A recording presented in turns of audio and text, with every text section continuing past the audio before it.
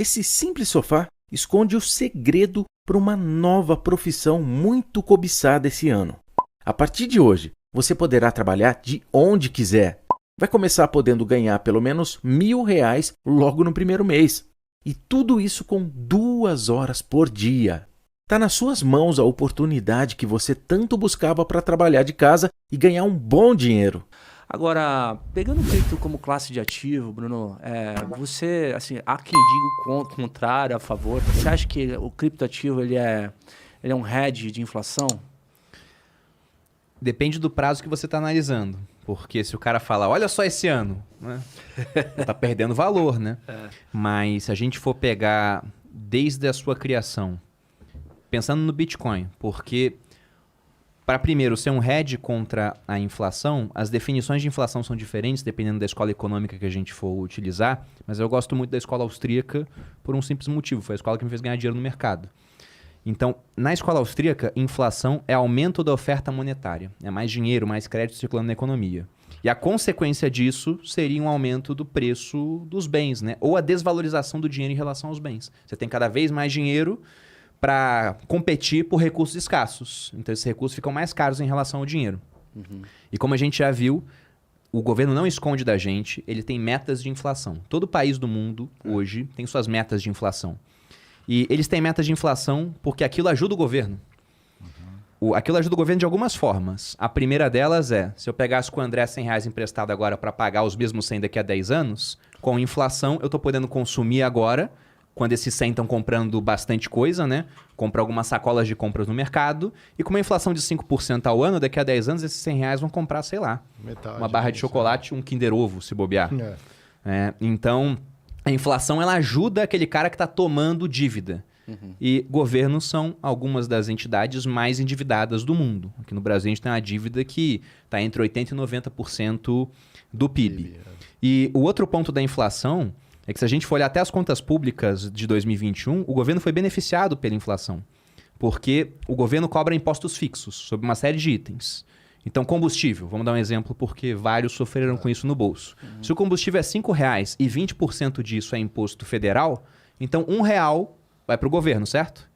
Agora, quando você tem inflação, muito dinheiro entrando na economia para competir por essa gasolina, né, escassa, aí o preço dela começa a subir, até porque o barril de petróleo subiu também, né, o dólar subiu. Então a gasolina ficou R$7 e o imposto do governo é de 20%. Agora o governo pega R$1,40 de cada litro que você abastece. Veja que isso gera uma arrecadação 40% maior para o governo. E na hora de gastar, e o principal gasto do governo é com previdência social hoje, com pessoal também ativo, não deu reajuste durante o ano. Então eles arrecadam mais e gastam a mesma coisa. Aí você vê lá que, nossa, o governo está conseguindo gastar muito menos, né, comparado aos anos anteriores. Sim, ajudado pela inflação. Então governos adoram inflação.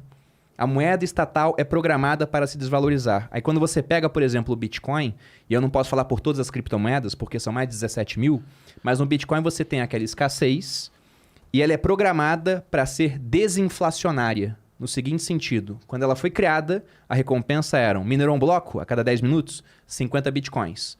4 anos depois, lá em 2012, a recompensa agora cai pela metade, 25. 4 anos depois, 2016, 12,5. 4 anos depois, 2020, ano da pandemia, 6,5.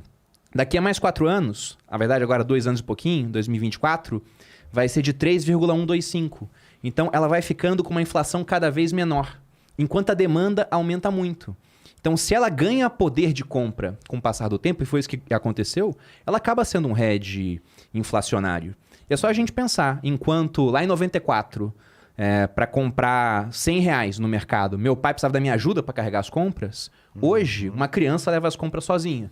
A gente até pode falar que o governo está deixando o brasileiro mais forte, né? Porque agora a criança carrega o que o homem adulto carregava. Eles vendem dessa forma, né? Com marketing bom, eles empurram essa ideia. Agora, com Bitcoin, em 2010, a primeira negociação que a gente teve foi aquela famosa pizza. Foram 2 pizzas por 10 mil bitcoins. 10 mil bitcoins hoje, acho que dá uns 2 bilhões. Nossa. Mais ou menos isso. Então, com 10 mil bitcoins, hoje você compra, sei lá, um 747, um Boeing, a tripulação e uma pizzaria junto ainda, né? Então é bizarro, ela ganhou muito poder de compra. O pessoal pode falar o que for, mas vamos nos atentar aos fatos. É o Laszlo, o nome do programador que fez isso. Vamos atentar aos fatos. Ele ganhou poder de compra ao longo do tempo. Sim.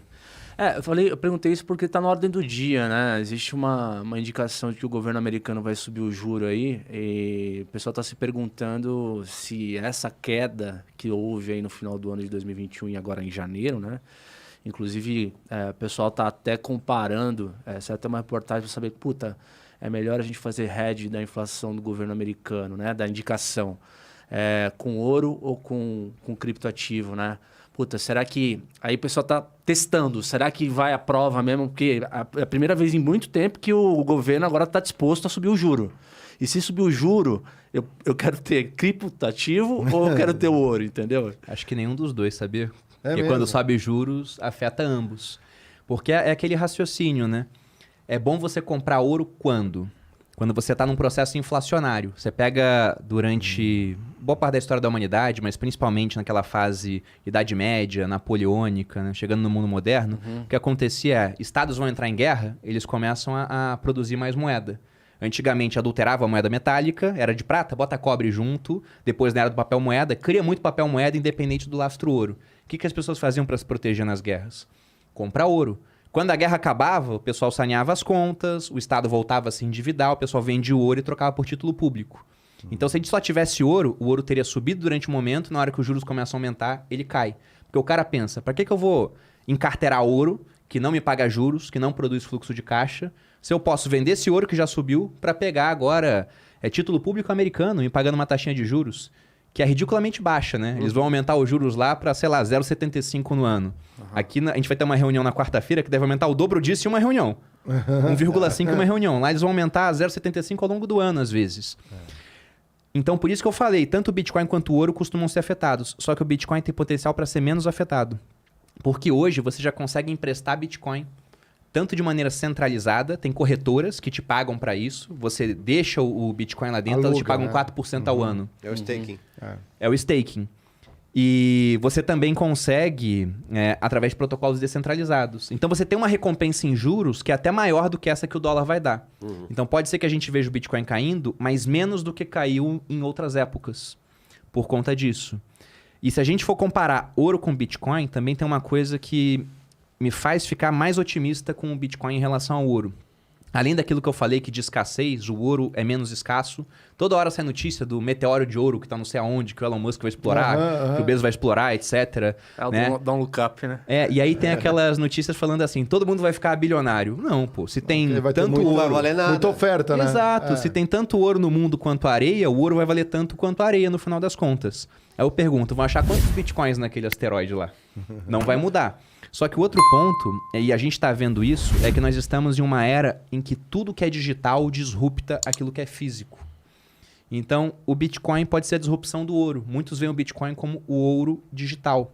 E ele resolve problemas que a gente tinha com o ouro quando ele era o padrão monetário. Imagina se a gente perdesse a confiança no real totalmente, igual aconteceu na Venezuela com o Bolívar, por exemplo, e começasse a transacionar em ouro. Eu vou comprar um pão com ouro. Supondo aí o preço do pão R$1. 1 grama de ouro, que é uma folhinha, um negócio pequenininho, custa R$315 mais ou menos. Como é que eu vou dar 1 sobre 315 daquilo para trocar pelo pão? Então, até para fazer trocas com ouro é mais complicado. Com Bitcoin eu consigo fracionar até a 8ª casa decimal, se for necessário. Né? Com ouro você sempre tinha aquela dúvida se o ouro era verdadeiro ou não. Os chineses, nesse século, já falsificaram ouro 2 vezes. Então você não sabe se é verdadeiro. Você tem uma grande amostra de ouro, você destrói uma parte para fazer uma análise e chegar à conclusão. É ouro de fato. Com Bitcoin não tem como ser falso se está no blockchain. Exato. Não dá.